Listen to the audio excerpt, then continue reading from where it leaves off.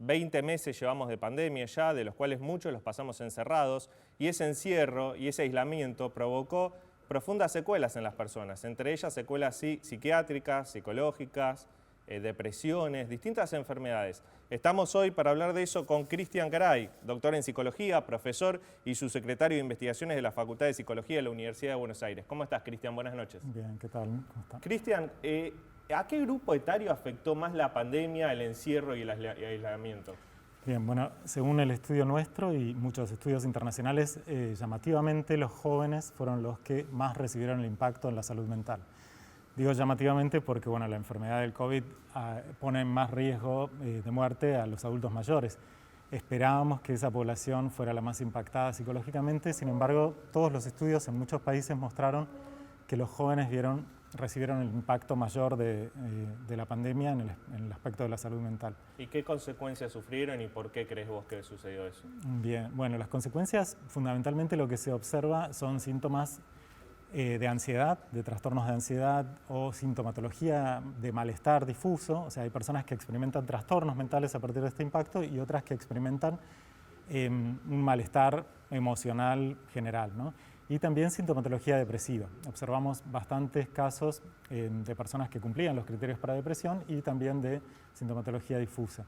Y vimos que esto podía explicarse a partir del impacto que tenía en el aspecto económico. La pandemia como estresor multidimensional impactó en la economía, no solamente en la salud, como sabemos, en la movilidad de las personas, en el estilo de vida.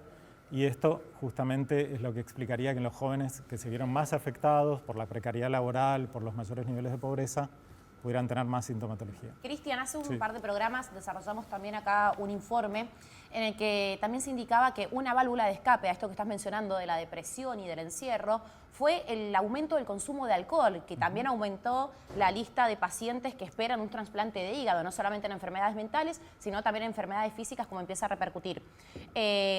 Principalmente de ahora en más, ¿cómo se puede encarar el problema? Porque también hubo un cambio de rutinas, nos tuvimos que acostumbrar a estar encerrados y ahora de repente volver a salir al mundo, volver a sociabilizar, y mucha gente quedó también con ese miedo.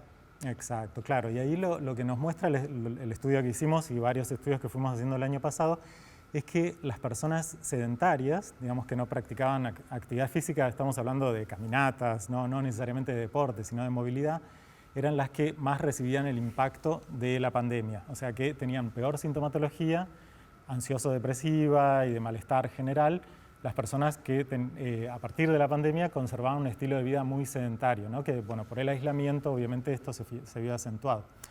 Entonces, una de las cuestiones muy importantes es recomendar políticas que promuevan la salud, que promuevan la actividad física y que promuevan otras conductas saludables que contrarresten por ahí las conductas problemáticas como el consumo de alcohol, drogas y demás que muchas personas utilizaron frente a la ¿Vos considerás situación? que hoy por hoy la salud mental se le está dando un espacio, ya sea en las políticas públicas, en los medios, en la sociedad? Porque siempre como que fue estigmatizada o como un tema tabú hablar de locos, y siendo que son enfermedades que tienen la mayoría de las personas en una sociedad. Claro, bueno, tu pregunta es muy interesante porque se da como una paradoja en Argentina, que somos el país y especialmente la Ciudad de Buenos Aires, con más psicólogos por habitantes del mundo y se le da muy poco presupuesto a la salud mental. La Universidad de Buenos Aires sacó una resolución, el Consejo Superior, hace pocos días, respecto de justamente esta cuestión, que el presupuesto en salud mental se está reduciendo respecto del presupuesto general de salud. Está muy lejos del porcentaje que debiera ser un 10% del porcentaje de salud, y es 1,40 y pico, y se va a reducir aún más de ese porcentaje. Entonces, efectivamente, no, la respuesta es no se le está dando el lugar necesario e importante en un país en donde existen recursos humanos para atender a esta población afectada e impactada en su salud mental, pero lamentablemente no está en las políticas actualmente, y es un llamamiento por ahí en ese sentido importante el que realizamos desde la universidad. Cristian, ¿qué dificultades tienen las personas en esta vuelta a la normalidad, después de tanto tiempo encerrados o no yendo a trabajar, no yendo al colegio? ¿Qué dificultades tienen los alumnos que vuelven a cursar? ¿Qué dificultades tienen las personas que tienen que volver a la presencialidad laboral? ¿Qué es lo que están viendo ustedes? Lo que observamos es mucha sintomatología de ansiedad de la salud. La ansiedad de la salud es como un miedo a tener enfermedades, digamos, que a partir de estos casi 2 años de aislamiento, digamos, cuando se recupera el contacto social, se restablecen los vínculos, por un lado, con mucho interés, mucha necesidad de contacto social, de interacción, y por otro lado, con mucho miedo a lo que eso pudiera conllevar.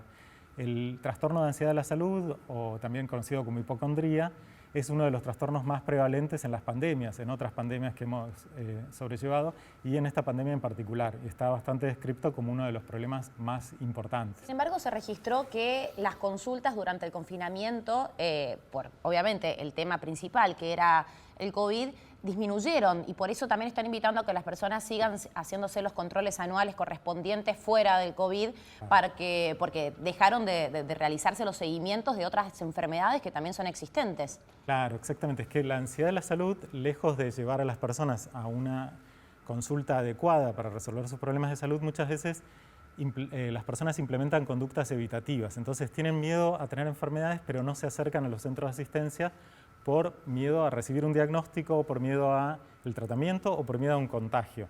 Entonces es algo que es paradojal, porque las personas quieren recibir asistencia, pero a la vez la evitan. Digamos, esto lo observamos desde siempre en este problema de ansiedad de la salud y en otros problemas de ansiedad. Pero también vemos que las personas frente a esta situación realizan conductas de manejo del malestar contraproducentes. O sea, además del consumo del alcohol y demás, pueden haber conductas evitativas que compliquen los cuadros, y ahí aparecen las sintomatologías depresivas. La automedicación también. La automedicación, exactamente. Y después hay otro grupo que está atravesando procesos de duelo. No olvidemos la cantidad de fallecimientos que ocurrieron durante la pandemia. Y la pandemia, por el aislamiento social, complicó los procesos de duelo porque las personas no pudimos recurrir a los ritos necesarios para despedir a nuestros seres queridos, a nuestros allegados.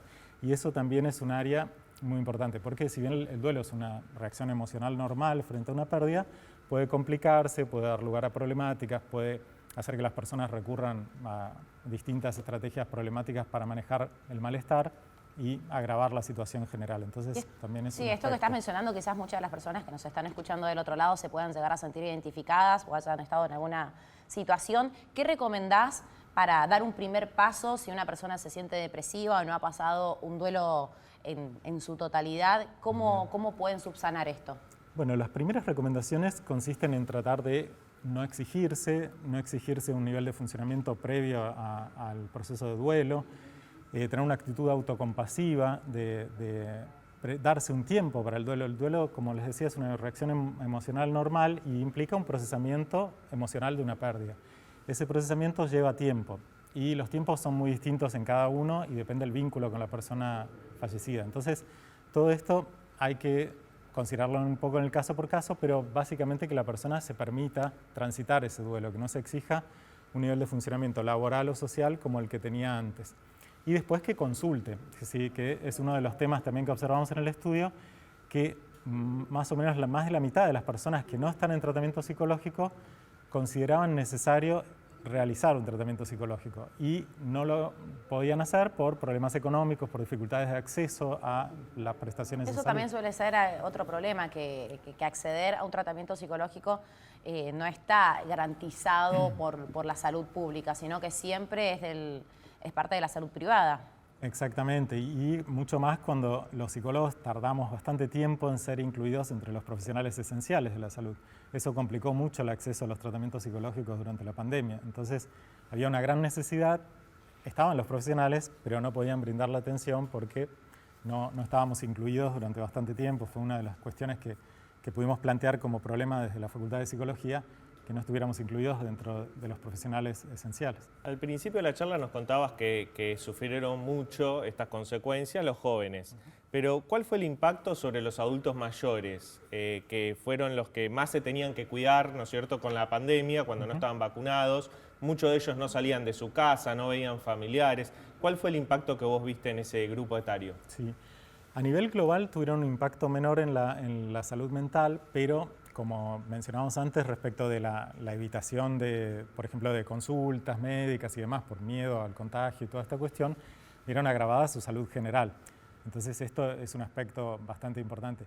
Ahora, cuando yo digo que los jóvenes recibieron más el impacto y los adultos mayores menos el impacto, no quiere decir que no recibieron el impacto. Por supuesto que también lo recibieron. Es una cuestión de diferencia estadísticamente significativa entre un grupo y otro, entre un grupo etario y otro, que digamos, en todos los estudios y en varios países esto, que iba disminuyendo el impacto a medida que aumentaba la edad. Pero eso no quiere decir que no recibieran impacto y que no necesitaran asistencia en salud mental. También es todo un grupo un poco descuidado en la atención de salud mental. Muchas veces porque se solapan a veces síntomas depresivos con procesos de deterioros cognitivos asociados a la edad, procesos de otro tipo de problemas y a veces se los menosprecia en ese sentido a los problemas de salud mental en los adultos mayores también. Cristian, se suele hablar que la pandemia aceleró procesos tanto en política internacional, en el mercado laboral, en la economía.